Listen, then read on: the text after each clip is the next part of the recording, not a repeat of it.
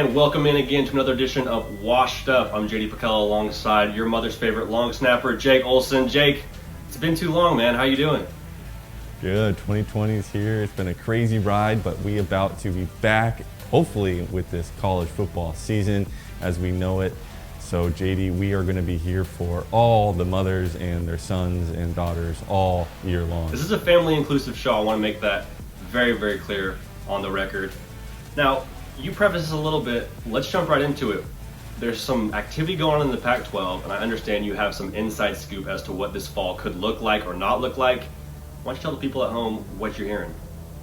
Yeah, JD, I've been talking to a couple of my teammates and just hearing around some other players that we are looking probably for a holdout in this fall camp, and we are going to not have fall camp because of that. And we have till obviously the later start date, September 26th for the Pac-12. So we do have a little buffer room here, but they've demanded some things that some of them are a little more outlandish than others, but it is a time to bring up all of this to start the conversation at least. But I do think we will get some things pushed forward, especially the necessary one, which is the COVID testing and more safety protocols. So we'll see. This brings a whole new light to what is already going to be a crazy season if these players are taking this stance, which, more power to them. Yeah, and is there anything more that you're hearing about what they're demanding specifically? I know you said something about COVID tests.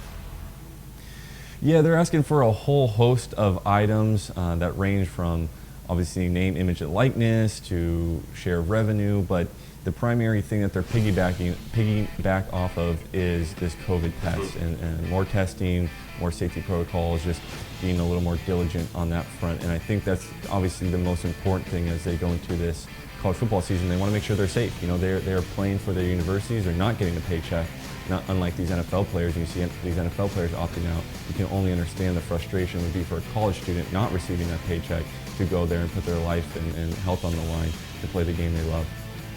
100%. It's interesting that the tables have turned now. It is the suits that are sweating out what this college football season will look like financially. But either way, I think there's going to be a lot of good stuff on the horizon in terms of hopefully having a flexible schedule. I know some of these programs have already come out and said, hey, listen, we're not having a season. And some of these conferences have even said, we're not having a season. I got a list right here for you, Jay. We got the SWAC, the Southwestern Athletic Conference, the Middle Eastern Athletic Conference, otherwise known as the MEAC, that's a mouthful. Patriot League. JUCO has been pushed to 2021, and the Ivy League has been, indefinitely postponed, Jake. There's hope that it comes back in the spring, but really there's no word yet on what's going to happen there on the East Coast. Yeah. But some of the programs that are having a little more on the line financially, these Power 5 programs, have released their schedules. I think it was today, their plan, I should say. We have the Pac-12 with 10-game schedule. That's flexible for some conference championship dates. We have the Big 12 released actually today, 10 games, 9 in conference, and 1 out of conference game. The ACC is 11. They're going to do 10 in conference as well as 1 non-conference game. The SEC and Big 10, they just said, hey, listen, we got enough teams to fill a 10-game schedule. We are going all in the conference, all in the family. And that's pretty much what you're looking at for this season, Jake. I think it's going to be very, very interesting to see how we judge the college football playoff with no out-of-conference games. What do you see the impacts of that being going forward for the fall?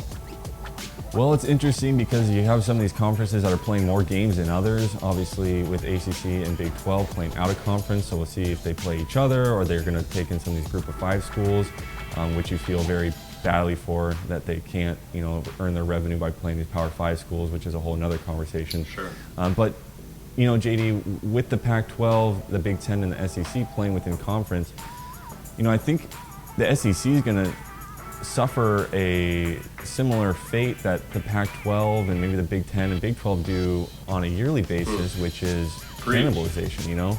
They are going to face each other week in, week out. There's not going to be cupcake games in November. There's not going to be any, Ball State somewhere in the third game right before a big out-of-conference matchup. They are going to be beating each other up week in and week out. And I think that's going to result in each of these conferences having, perhaps for the first time, a 2-loss conference champion, or at least a 2-loss team making the college football playoff. And we're not even talking about what this looks like for bowls. I know there was a report yesterday that came out. The bowl season is going to be very different in terms of what it takes to qualify. There's not going to be any more 500 teams. There's probably going to see some 4 and 6 teams getting in there and playing different bowl games. It's all going to be up to the people that are in charge of these bowls to pick the teams that represent. Obviously, we can't wait till bowl season here, JD, on your mother's favorite sports show, Washed Up. But JD, I think there's some points here that I want to make just shortly before we take off, and Please. that is, one, I do fear, I know the NFL is worried about this, but even more so in college, because these college guys, again, don't have the same type of amenities that the NFL guys do when they're home, that working out, being in shape, being in football shape. You know, if there's a lockout in the Pac-12 or in any other conferences that already shortens what's going to be a weird, shortened fall camp that they may not get ready for. So I don't know what it's going to look like. There could be a lot of injuries here, JD, that if the team gets COVID and they already are wiped out because they have 10 players who've had some ligament damage in their lower extremities. I don't know what it's going to look like. That's just going to be a reality of this season. It's unfortunate, but there's going to be a whole new category for physically unable to perform, and that's going to be COVID. I think it's going to be very telling to see how serious the NCAA takes this in terms of what the protocol looks like for a kid who gets COVID. Game 3, is his team disqualified for a number of weeks? How many weeks does he sit out? But I want to go on record and say this: half the teams could get COVID, and Clemson and Ohio State, if they're playing only in conference, they will be penciled in for those 2 playoff spots. I don't see any way that they get challenged. Maybe North Carolina gives Clemson a scare, but I don't see anyone giving any of them any trouble on their way to the playoff. Well, like I said, I think you're going to see a little more lenience this year with 1 loss or 2 loss teams. I think you don't have to worry if your team loses a game or 2 like you would in prior years. So I think that may bode well for Clemson or Ohio State, which I assume they'll probably go undefeated, but who knows. But JD, what about no fans? That's the last thing I want to talk about here. How does that impact college football, which is just renowned for having crazy fans and tailgates and make the whole experience for these college football players and teams? Places like Texas A&M, Clemson, Washington State, you know, places that are in these kind of hodunk towns where they are energized and really as a catalyst, these fans give them the energy they need in these close games and close matchups. Well, that's the thing. It wouldn't matter if it was any other sport. I don't see this impacting the NFL, or obviously it doesn't impact the NBA, but for some of these college football programs, in College Station, Texas A&M football is the culture. It is your holiday. It is what you eat for breakfast. It's what you think about when you go to sleep at night.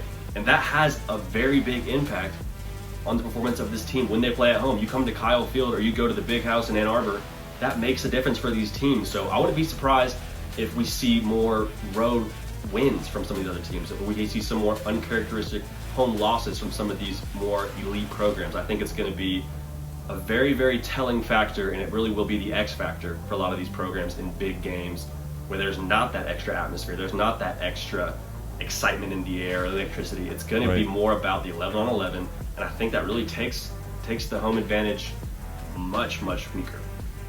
Yeah, it does take it away. Well, it'll be interesting nonetheless, JD, but we are going to be here for you guys all season long.